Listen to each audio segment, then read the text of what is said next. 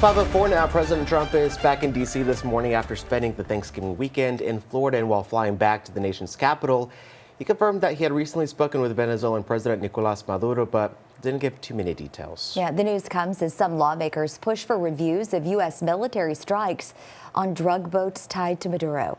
CBS's Bradley Blackburn has more.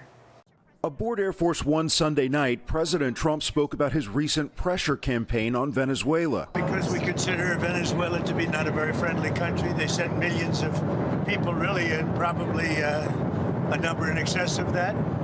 And a lot of those people shouldn't be in our country, from jails, from gangs, from drug dealers. On social media over the weekend, the president wrote, quote, "Please consider the airspace above and surrounding Venezuela to be closed in its entirety." Since early September, the U.S. has carried out close to 24 strikes on alleged drug boats in the Caribbean and Eastern Pacific Ocean. On Sunday, Democratic and Republican lawmakers expressed support for congressional reviews of the U.S. military operations. We definitely need the administration to finally answer the question of why strike rather than interdict. If you know where the ships are, you can interdict, and when you do, you get evidence. And raising new legal concerns, the Washington Post reported that Defense Secretary Pete Hegseth issued a verbal order for all crew members to be killed as part of an attack on September 2nd. CBS News has not independently confirmed the Washington Post's reporting. Obviously, if that occurred, that would be very serious, and I agree that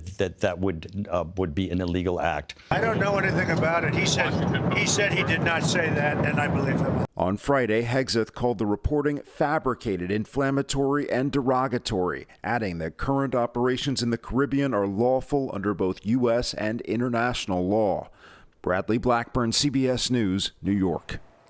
President Trump said the administration will look into the question of a so-called second strike on a vessel on September 2nd, adding that he would not have wanted that.